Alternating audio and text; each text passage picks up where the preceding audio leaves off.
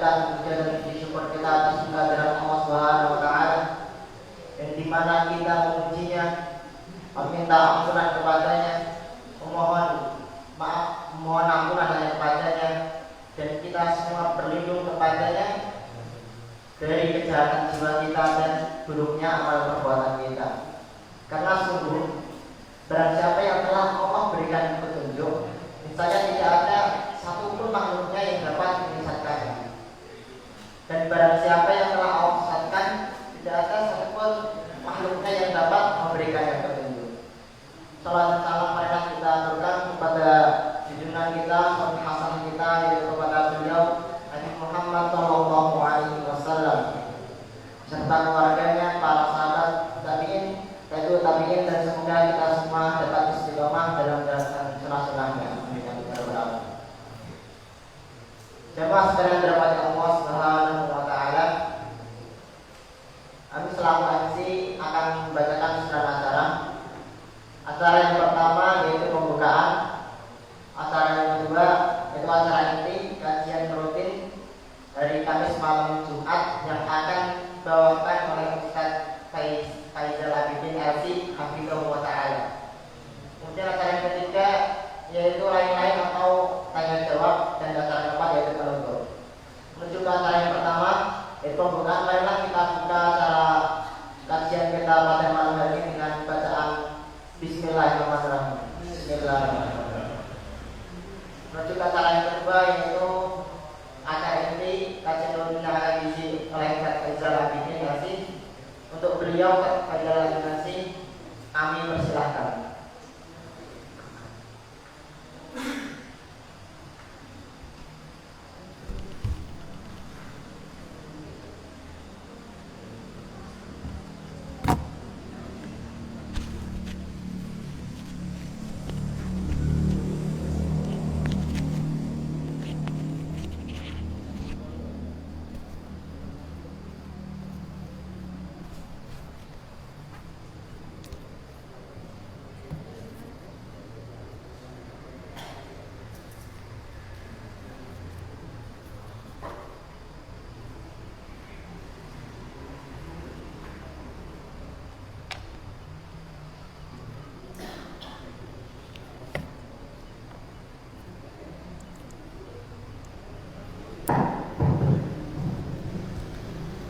Bismillahirrahmanirrahim. Assalamualaikum warahmatullahi wabarakatuh.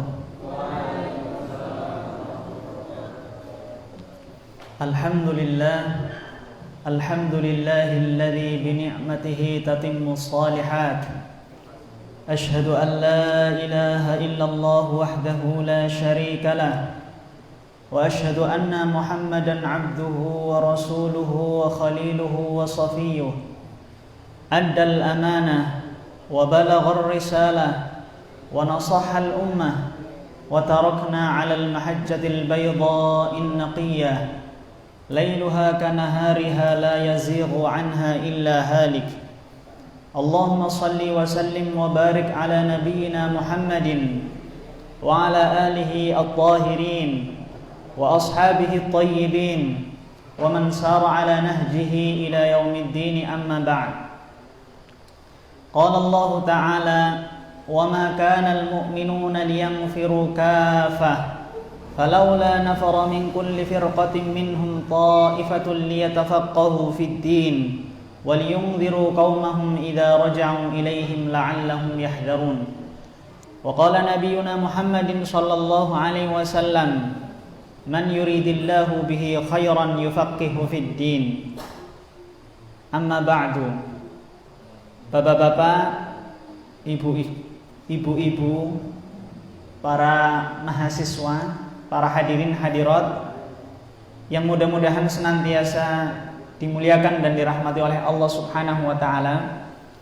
Alhamdulillah, puji syukur marilah kita senantiasa panjatkan kepada Allah Subhanahu wa taala atas segala limpahan nikmat dan rahmatnya, yang sehingga pada kesempatan sore hari ini kita masih diberikan oleh Allah Subhanahu wa taala kenikmatan-kenikmatannya. Kita masih diberikan kesehatan oleh Allah Subhanahu wa taala. Kita masih diberikan Begitu banyak nikmat yang kalau seandainya kita mencoba untuk menghitungnya, maka kita tidak akan mampu untuk menghitungnya.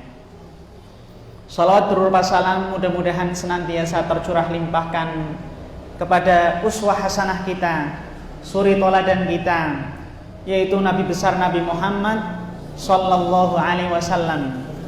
Begitu juga dengan para keluarganya, para sahabatnya, para tabi'in, tabi'ut tabi'in, dan orang-orang yang senantiasa istiqomah mengikuti ajaran Islam, menghidupkan sunnah-sunnah beliau. Dan mudah-mudahan jamaah sekalian, kita semuanya yang berada di sini dimasukkan oleh Allah Subhanahu wa taala sebagai umatnya, sebagai golongannya yang setia mengikuti ajaran Islam. Allahumma amin. Sebagaimana Allah Subhanahu wa taala berfirman, "Wala tamutunna illa wa antum muslimun." Dan janganlah kalian meninggal kecuali dalam keadaan berserah diri kepada Allah Subhanahu wa taala. Terus kula lan panjenengan mugi-mugi dipundhut dumateng Allah Subhanahu wa taala dalam keadaan apa?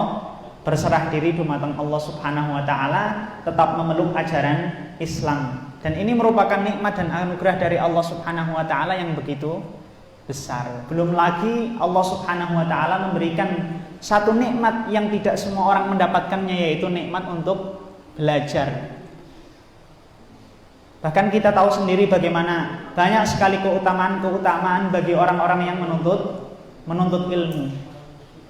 Rasulullah mengatakan, "Man salaka tariqan yaltamisu fihi ilman, sahalallahu lahu bihi tariqan ilal jannah." Barang siapa yang berjalan ataupun barang siapa yang meniti sebuah jalan yaltamisu fihi ilman, yang di dalamnya terdapat ataupun dengan tujuan untuk menuntut ilmu, untuk berthalabul ilmi, sahalallahu lahu bihi tariqan ilal jannah, maka Allah Subhanahu wa taala akan memudahkan jalan seseorang tersebut untuk menuju surga. Mugi-mugi kula lan panjenengan dibaringi dumateng Allah Subhanahu wa taala surganya. Karena sebab apa? Karena kita insya Allah termasuk orang-orang yang mencintai ilmu, orang-orang yang senantiasa menuntut ilmu. Karena segala sesuatu itu membutuhkan ilmu. Man arada dunya fa'alaihi bil ilmi.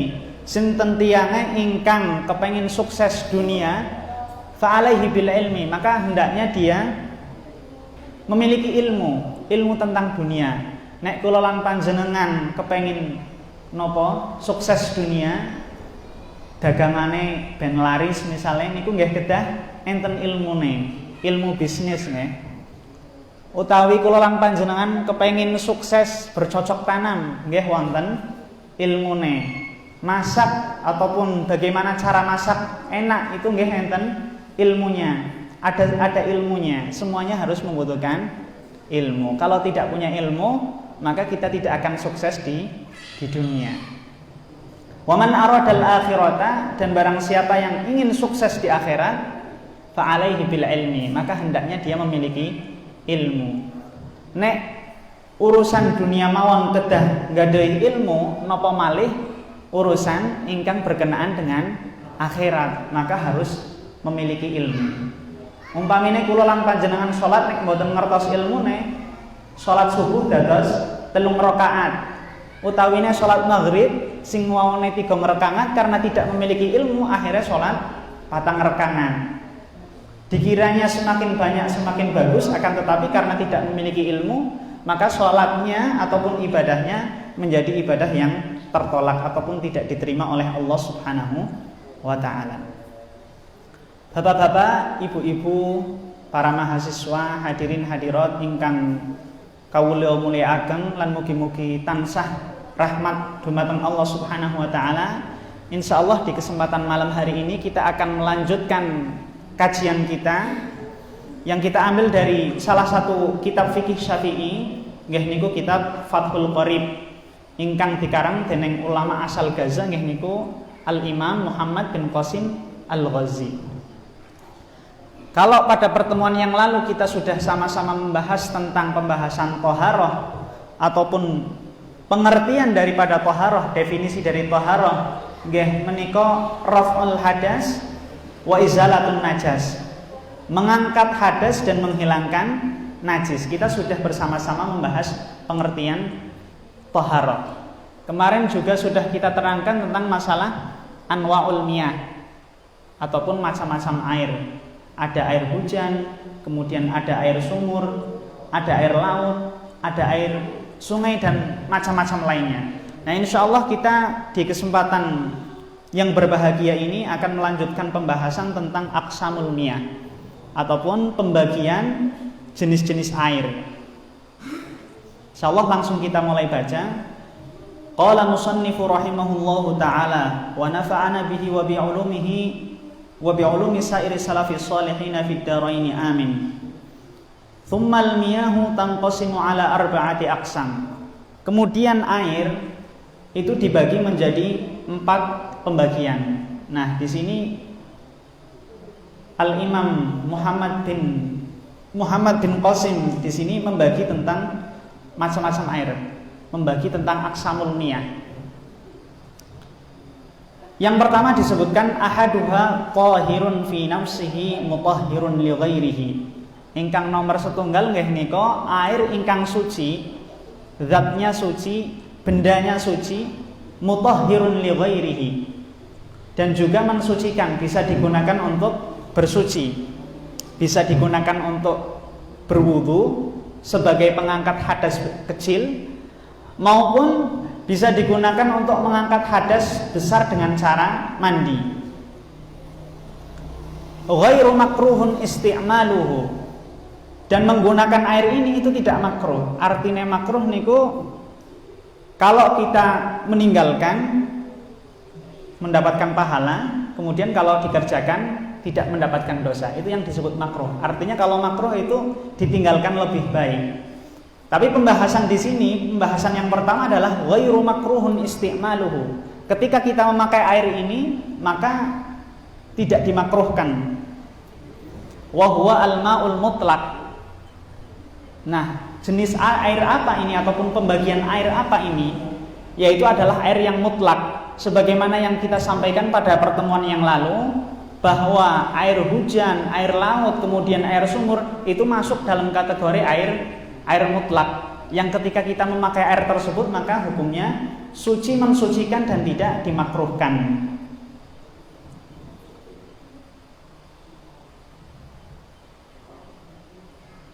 Kemudian dilanjutkan oleh musannif ataupun oleh Imam Ibnu Qasim Al-Ghazi di sini. Wathani, adapun jenis yang kedua, kalau yang pertama tadi airnya suci, mensucikan, kemudian tidak makruh digunakan. Untuk yang kedua, wathani, adapun pembagian ataupun jenis air yang kedua itu tahirun, airnya suci, zatnya suci, mutahhirun li ghairihi. Kemudian juga bisa digunakan untuk berwudu maupun untuk mandi, bisa digunakan untuk bersuci. Makruhun isti'maluhu, akan tetapi dimakruhkan menggunakan air tersebut. Nah, kira-kira niki air nopo? Kira-kira air apa ini? Makruhun isti'maluhu fil badan. Tapi penggunaan air ini hanya dimakruhkan ketika kita menggunakan di anggota badan. Jadi untuk wudu, untuk mandi itu makruh, lebih baik ditinggalkan. Tapi kalau seandainya kita menggunakan air ini, itu tetap tidak mengapa, tidak berdosa. Karena yang namanya makruh itu adalah ma yuthabu fa'iluhu wa la yu'aqabu tarikuhu. Ketika seseorang meninggalkannya, maka orang tersebut akan mendapatkan pahala. Wa la yu'aqabu tarikuhu, dan orang yang melakukannya itu tidak mendapatkan dosa. Contoh ini pun misal kula lan panjenengan datang teng masjid makan makanan yang memiliki bau yang tajam, atau semisal pete nopo jengkol, tekan masjid mboten sikatan rin, yang mengakibatkan apa? Orang lain yang berada di sekitar kita itu terganggu, maka hukumnya makruh karena mengganggu kekhusyuan ataupun mengganggu kenyamanan orang lain. Bahkan Rasulullah SAW niku ngendika, man akala thauma wal basala fala yaqrabanna masjidana. Barang siapa yang memakan thaum, itu artinya bawang putih, wal basala dan bawang merah, fala yaqrabanna masjidana, maka hendaknya dia tidak mendekati masjid kami. Nah, larangan di sini bukan berarti kita tidak boleh masuk masjid. Boleh masuk masjid tapi hukumnya makruh. Pelarangan di sini bentuknya bukan tahrim atau bentuknya bukan untuk diharamkan tapi bentuknya untuk kemakruhan. Terus makruh hukumnya yang ingkang makan ataupun ma'em bau-bau yang tajam kemudian tidak gosok gigi kemudian masuk ke dalam masjid. Kenapa demikian? Karena mengganggu kenyamanan dan kekhusyuan orang lain. Wa innal malaikah tata'adza kama yata'adza banu Adam. Karena sesungguhnya malaikat niku merasa terganggu dengan bau yang ada di mulut kita. Sebagaimana terganggunya orang-orang ataupun jamaah lain yang berada di sekeliling kita. Seperti itu. Nah, kita kembali lagi bahwa air yang kedua ini makruh untuk digunakan di anggota badan. La fi thawb, tapi tidak makruh digunakan untuk membersihkan najis ataupun untuk membersihkan kotoran yang berada di pakaian kita. Terus umpamine kula lan panjenengan menggunakan air ini itu hanya dimakruhkan ketika kita memakai di badan, bukan di pakaian. Wa huwa al-ma' al-musyammas. Nah, ini mungkin pernah saya sampaikan bahwa jenis air ini ataupun nama air ini adalah air musyammas. Apa itu air musyammas? Dikatakan oleh Muhammad bin Qasim Al-Ghazi di sini al-musakhkhan bi ta'thiri asy-syamsi. Jadi air yang berubah menjadi panas disebabkan karena apa? Karena panasnya terik matahari. Terus kalau ada air kemudian terkena sinar matahari yang panas kemudian digunakan di anggota badan, itu hukumnya menjadi makruh. Tapi nanti dengan ada catatan-catatan dari para ulama ini. Karena apa? Imam Rafi'i itu mengatakan bahwa Rasulullah SAW pernah melarang Sayyidah Aisyah untuk berwudu menggunakan air musammas. Sehingga Aisyah mengatakan, qalat Aisyatu askhantu bima'in musammasin. Aku memanaskan air menggunakan terik sinar air dari sinar matahari ataupun dari terik matahari. Faqala Nabi sallallahu alaihi wasallam, maka kemudian Nabi mengatakan kepada Sayyidah Aisyah, la taf'ali ya Humairah, jangan lakukan itu wahai Humairah. Nah, Humairah ini julukan ataupun sebutan untuk Sayyidah Aisyah. Fa innahu yurithul baros, karena sesungguhnya air musyammas itu mengandung penyakit, dapat menyebabkan penyakit baros ataupun penyakit kulit. Sehingga Rasulullah SAW melarang Sayyidah Aisyah menggunakan air musyammas. Bahkan Ibnu Abbas sendiri mengatakan di dalam hadis itu bahwa Rasulullah SAW pernah bersabda, "Man yaghtasala bima'in musyammasin fa asabahu wadahun fala yalumanna illa nafsah." Barang siapa yang menggunakan air musyammas kemudian anggota badannya itu terkena apa? Penyakit kulit, fala yalumanna illa nafsah. Maka janganlah dia menyalahkan kecuali dirinya sendiri. Nah, ini ulama memakruhkan air musyammas karena apa? Karena para ulama menganggap bahwa air musyammas itu dapat menyebabkan penyakit. Air musyammas, air yang terkena sinar matahari. Tapi di sini ada catatan para ulama. Wa innama yukrahu syar'an biqatrin harin. Kalau yang pertama disebutkan tadi bahwa air musyammas ini makruh digunakan pada anggota badan. Jadi kalau dia digunakan untuk berwudu dan mandi itu makruh. Tapi kalau untuk menghilangkan najis yang berada di baju atau di pakaian itu tidak makruh. Kemudian catatan yang kedua dari para ulama adalah wa innama yukrahu syar'an biqatrin harin. Air musyammas itu menjadi makruh manakala air musyammas itu berada di daerah ataupun di negara yang beriklim panas. Kados teng Timur Tengah niku nggih kan napa udara dan cuacanya panas, iklimnya panas.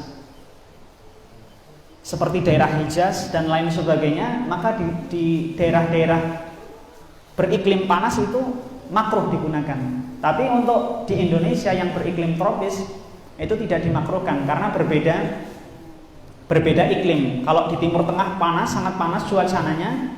Kalau di Indonesia itu masih panasnya belum terlalu menyengat, tidak sebagaimana di Timur Tengah. Sehingga ulama-ulama mengatakan bahwa di Indonesia itu tidak berlaku air musyammas. Kemudian yang selanjutnya, catatan yang ketiga dari para ulama adalah fi ina'in mumtadi'in min ma'danin.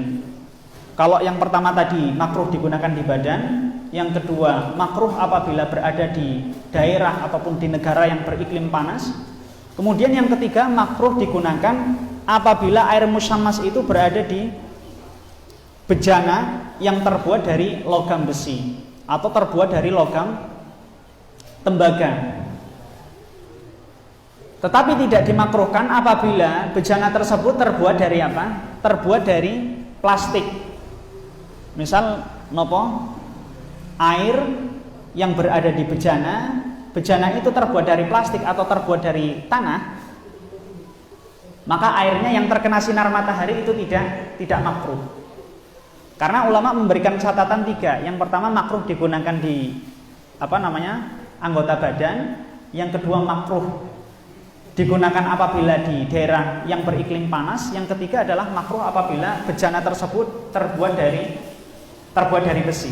Karena ketika besi terkena sinar matahari ataupun terkena panasnya terik matahari, bisa menimbulkan karat, yang karat itu akhirnya menyebabkan penyakit. Sehingga para ulama memakruhkan menggunakan air musyammas.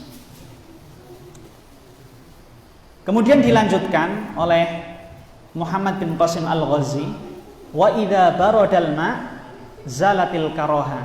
Apabila air itu telah berubah menjadi dingin, maka kemakruhannya itu menjadi hilang. Dados mboten makruh malih nek padane nopo air di siang hari itu terkena terik panas matahari yang luar biasa, kemudian di sore hari itu sudah mulai mendingin, kemudian malam harinya sudah dingin, maka kemakruhannya hilang, tidak dimakruhkan lagi. Ini menurut pendapat Imam Ar-Rafi'i, salah satu pembesar ulama dari mazhab Syafi'i.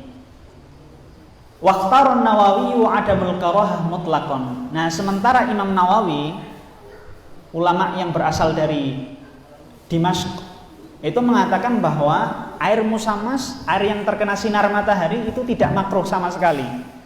Baik yang berada di daerah Timur Tengah ataupun daerah bertropiskan panas, entah itu dipakai di badan atau di pakaian, entah itu terbuat dari bejana logam ataupun bejana plastik, intinya air musyammas itu tidak makruh menurut pendapat Imam An-Nawawi. Mengapa? Karena Imam Nawawi berpandangan bahwa hadis-hadis yang menerangkan tentang kemakruhan air musyammas itu adalah hadis-hadis yang lemah, hadis-hadis yang tidak kuat, sehingga Imam Nawawi berpandangan menggunakan air musyammas itu tidak makruh.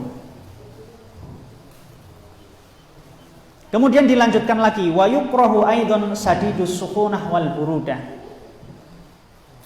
Nah, selain air musyammas ini juga air yang terlalu panas ataupun air yang terlalu dingin itu juga dimakruhkan menggunakan air tersebut. Karena ketika orang menggunakan air yang terlalu dingin ataupun menggunakan air yang terlalu panas digunakan untuk wudu atau mandi, itu bisa menyebabkan barangkali kulitnya luka karena tidak cocok menggunakan air yang terlalu panas, maka hal-hal seperti ini dimakruhkan oleh para ulama.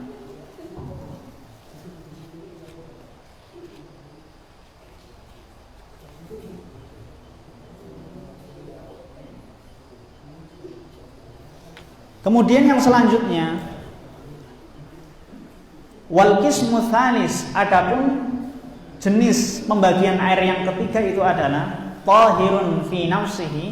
Kalau yang pertama tadi air suci mensucikan, tidak makruh untuk digunakan. Yang kedua, air suci mensucikan, makruh untuk digunakan. Nah, yang ketiga ini adalah tahirun fi nafsihi, airnya suci, zatnya suci, bendanya suci. Ghairu mutahhirun, tetapi tidak bisa digunakan untuk bersuci, tidak bisa digunakan untuk berwudu, tidak bisa digunakan untuk apa? Mandi. Wa huwa al-ma' al-musta'mal. Nah, Apa jenis air ini? Air ini adalah air mustakmal. Nah, kalau kata para ulama bahwa yang dinamakan dengan air mustakmal itu adalah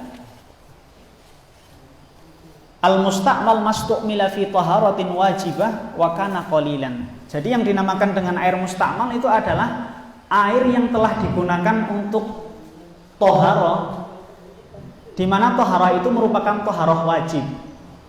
Taharah wajib niku napa? Taharah wajib itu misalnya membasuh wajah. Membasuh wajah ini dalam wudu merupakan sebuah kewajiban. Maka ketika air digunakan untuk membasuh wajah, untuk basuhan yang pertama, karena basuhan yang kedua dan ketiga itu hukumnya bukan wajib tapi sunnah.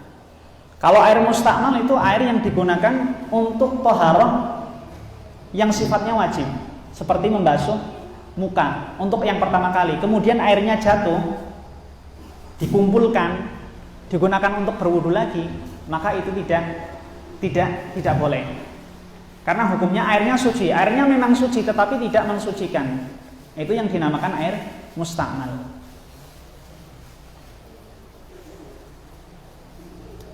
Ataupun air mustakmal, kalau tadi air mustakmal yang digunakan untuk mengangkat hadas seperti bekas wudu, wudunya dengan catatan adalah wudu yang sifatnya wajib, kayak membasuh muka untuk yang pertama kali, kemudian membasuh tangan sampai siku, itu juga merupakan kewajiban untuk yang pertama kali. Adapun untuk yang kedua dan ketiga itu hukumnya mustahab, bukan kewajiban. Ataupun air yang digunakan untuk izalatun najas. Izalatun najas. Jadi di sini perlu dibedakan antara alma ataupun an-najasah allati waqa'at fil ma. Jadi ada najis yang masuk ke dalam air. Ketika najis itu masuk ke dalam air, maka secara otomatis apabila air ini sedikit, maka hukumnya menjadi mutanajis, menjadi air yang najis. Kalau airnya jumlahnya sedikit, kurang dari dua kula. Tetapi kalau airnya banyak, selama tidak berubah rasanya, tidak berubah warnanya, dan tidak berubah rasanya, maka air itu tetap suci dan mensucikan. Nah, ini mudah-mudahan bisa dipahami, nggih. Saged dipahami. Kira-kira kinten-kinten saged dipahami napa mboten mahasiswa? Nggih. Mugi-mugi napa bapak-bapak lan ibu-ibu nggih saged napa memahami. Nek mboten saged dipahami kula nyuwun ngapunten nek bahasa Jawane tesih kurang napa lancar. Kemudian yang selanjutnya adalah wal mutaghayyir. Air yang berubah bima khalaqahu minat thahirah. Air yang berubah disebabkan karena tercampur benda-benda suci. Itu maka hukumnya dia apa? Thahir, tetap suci tetapi tidak bisa untuk berwudu. Contohnya gini. Contohnya air yang tercampur dengan kopi, ataupun tercampur dengan teh, ataupun tercampur dengan susu. Susu, teh, kopi ini sesuatu yang suci. Maka ketika susu, kopi tercampur dengan air, merubah warna air, merubah penyebutan air, maka hukum air tersebut menjadi thahir saja tetapi tidak mutahhir. Airnya tetap suci tetapi tidak mensucikan, tidak bisa digunakan untuk berwudu ataupun tidak bisa digunakan untuk mandi.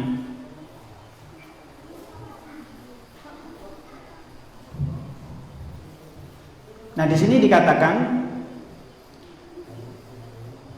bima khalaqahu minat thahirah taghayyuran yamna'u itlaqu ismil ma' alaihi fa innahu tahirun ghairu tahurin. Nah, kalau menyebabkan menjadi terhalanginya penyebutan air, maka hukumnya air tersebut suci tetapi tidak mensucikan. Fa in lam yamna itlaqa ismil ma' alaihi bi angkana taghayyuruhu bi tahir yasiran fala yuslab tahuriyatuhu fa huwa mutahhirun li ghairihi. Tetapi apabila air tersebut tercampur dengan benda-benda yang suci semacam kopi ataupun teh tetapi tidak menghalangi penamaan air tersebut sebagai air. Nah, ini agak bingung ya. Tidak menghalangi penyebutan air tersebut dari penyebutan air, maka air tersebut tetap suci untuk digunakan dan bisa untuk digunakan bersuci. Contoh misal air yang banyak tercampur dengan sedikit susu ataupun tercampur sedikit kopi. Tetapi perubahan itu tidak menjadikan air itu disebut air kopi ataupun air itu disebut sebagai air susu, maka hukum menggunakannya adalah boleh. Dia tetap tahur, tetap mensucikan, walaupun perubahannya hanya sedikit. Karena perubahannya hanya sedikit, tidak banyak. Tetapi kalau sampai merubah sifat daripada air yang jumlahnya banyak kemudian tercampur dengan susu yang banyak ataupun tercampur dengan kopi yang banyak, kemudian orang sudah tidak lagi menyebutnya sebagai air tetapi menyebut air susu ataupun air kopi, maka hukum pemakaiannya ataupun untuk bersuci tidak sah. Karena air itu berubah menjadi tohir saja, tidak tohur. Airnya suci tetapi tidak mensucikan. Bapak-bapak, ibu-ibu ingkang kawula hormati, para mahasiswa, hadirin hadirat yang mudah-mudahan senantiasa dirahmati oleh Allah Subhanahu wa taala. Kemudian setelah kita membahas pembagian-pembagian air yang pertama, yang kedua dan yang ketiga, kemudian yang selanjutnya yang keempat itu adalah wal qismur rabi. Adapun bagian yang keempat, jenis air yang keempat itu adalah ma'un najis. Adalah air najis. Wa huwa qismani. Adapun air yang najis ini ada berapa macam? Ada dua macam. Ahaduhuma qalilun. Yang pertama, air yang najis di mana air itu jumlahnya sedikit, kadar airnya sedikit. Nah, yang dimaksud sedikit di sini adalah madunal kullataini, air yang kurang dari 2 kullah. Nah, para ulama itu mengatakan bahwa 2 kullah ukurannya berapa? Khamsumi'atu ridlin, 500 kati ataupun 500 ritel. Kalau Syekh Wahbah Az-Zuhaili itu mengatakan bahwa 500 ritel itu ukurannya sama dengan 270 liter. 270 liter. Kalau air 270 liter itu terkena najis ataupun di bawah dari 270 liter terkena najis, maka hukumnya menjadi najis walaupun tidak berubah baunya, rasanya maupun warnanya. Intinya kurang dari 2 kullah ketika air itu terkena najis menjadi mutanajis, menjadi najis hukumnya. Kita lanjutkan. Ahaduhuma qalilun wa huwa alladhi halat fihi najasatun taghayyuran amla. Nah, ini di sini Ibnu Qasim menjelaskan air yang sedikit apabila air tersebut kemasukan najis, baik airnya berubah maupun tidak berubah, maka menjadi najis. Walhal annahu ma'dunal kullataini. Nah, yang dimaksud sebagaimana yang kita sampaikan tadi, bahwa yang dimaksud dengan air sedikit itu adalah air yang kurang dari 2 kullah. Wa yustasna min hadzal qism al-maitah allati la dama laha sa'ilun 'inda qatliha. Tetapi ada pengecualian. Ada pengecualian najis-najis yang apabila masuk ke dalam air kurang dari 2 kullah tidak merubah sifat air menjadi najis. Dia tetap bisa untuk digunakan bersuci. Nah, apa najis itu? Di sini dikatakan al-maitah, bangkai, allati la damalaha, yang tidak memiliki darah.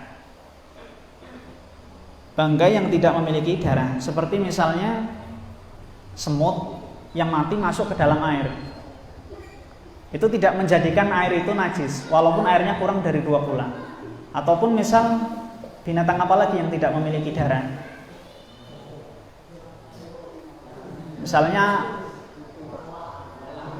belalang masuk ke dalam air yang kurang dari 2 kullah, kalau tidak ada darahnya maka hukum ataupun status airnya itu masih suci dan mensucikan, masih bisa digunakan untuk berwudu maupun untuk mandi.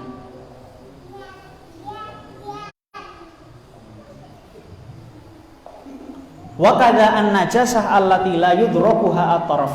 Begitu juga dengan najis yang tidak bisa ataupun yang tidak kita ketahui. Contoh semisal air yang terkena najis kayak percikan air kencing, tetapi kita tidak mengetahui bahwa air itu terkena air kencing.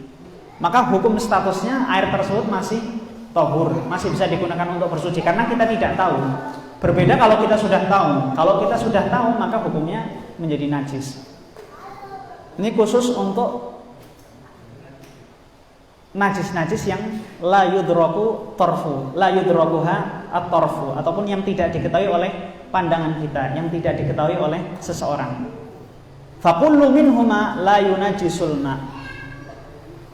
Maka setiap dari yang keduanya tadi, baik najis yang berbentuk hewan yang tidak memiliki darah ataupun najis yang tidak bisa dipandang oleh mata ataupun yang tidak kita ketahui, maka kedua hukum air tersebut tidak menjadikan air menjadi najis, tidak menjadikan air sebagai najis.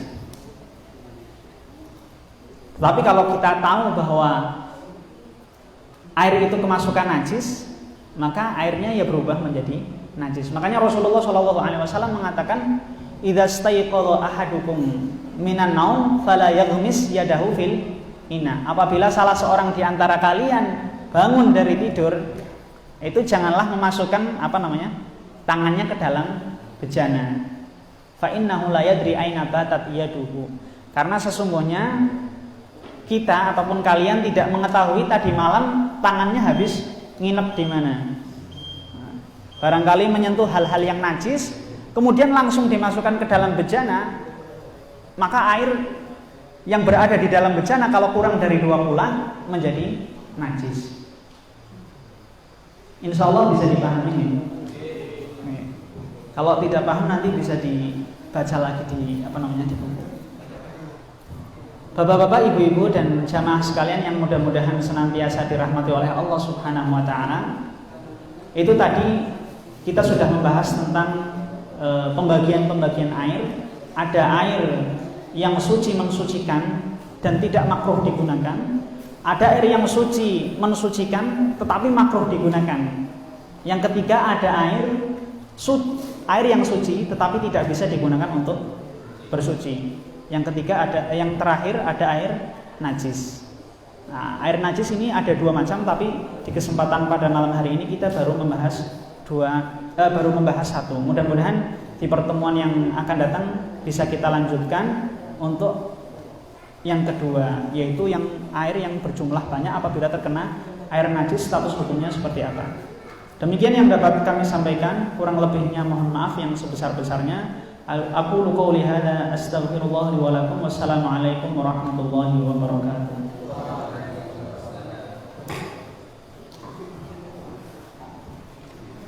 Terima kasih untuk Ustaz dari sahabat ini atas ilmunya. Semoga bermanfaat bagi kita semua. Kemudian lanjut acara yang ketiga, yaitu lain atau tanya jawab. Barangkali Bapak Ibu ataupun mahasiswa ada yang mau bertanya, kami persilakan.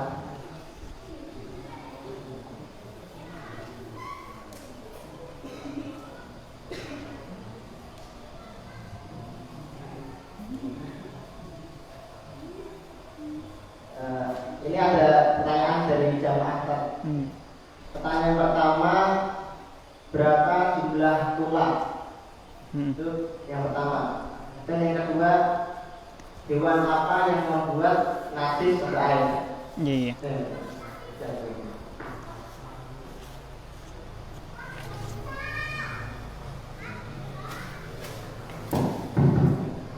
Ya, berkenaan dengan pula, ulama mengatakan bahwa batas minimal air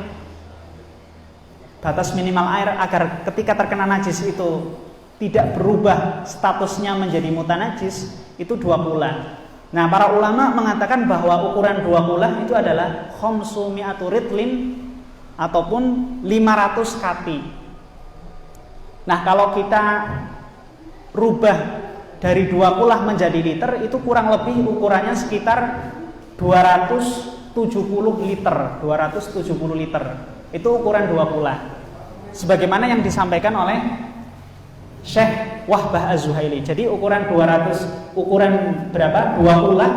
Itu kalau kita rubah menjadi liter menjadi 270 liter. Jadi sekitar 270 liter air. Apabila terkena najis, kalau lebih dari 2 liter ataupun 270 liter ataupun lebih dari itu, maka status airnya tidak menjadi najis, tetap bisa digunakan untuk bersuci, baik berwudu maupun mandi.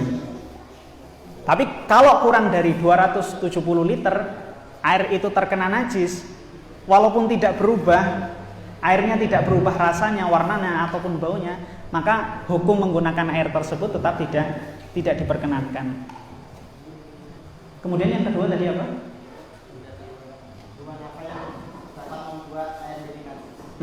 Jadi kalau disebutkan di sini adalah maitah. Jadi yang disebut dengan maitah itu bangkai. Pokoknya hewan apa saja kalau mati bukan dengan cara sembelihan yang syar'i, maka itu dikatakan sebagai maitah yang najis. Contohnya gini, misal ada kambing meninggal ataupun mati, kambingnya mati ya, bukan meninggal, kambingnya mati, bukan dengan cara disembelih, maka dalam ilmu fikih ini disebut sebagai maitah, sebagai bangkai. Kalau matinya bukan karena disembelih. Tetapi kalau misalnya hewan seperti kambing ataupun sapi mati dengan cara disembelih, maka statusnya dia bukan maitah, tidak disebut maitah di dalam pembahasan fikih. Jadi kalau kita sentuh, kita pegang itu tidak najis. Berbeda dengan hewan yang mati bukan karena disembelih. Bukan karena disembelih yang syar'i, maka hewan tersebut najis. Nah, ketika masuk ke dalam air, otomatis air tersebut menjadi najis. Ataupun bangkai-bangkai yang lainnya seperti kucing mati. Kalau kucing walaupun disembelih juga ini ya, nggak bisa dimakan, haram, maka menjadi najis.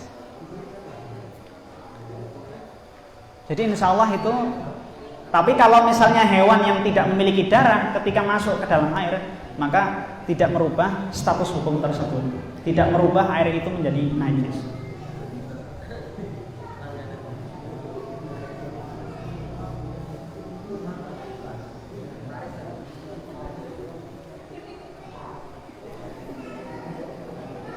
Nanti dulu. Tiga pertanyaan.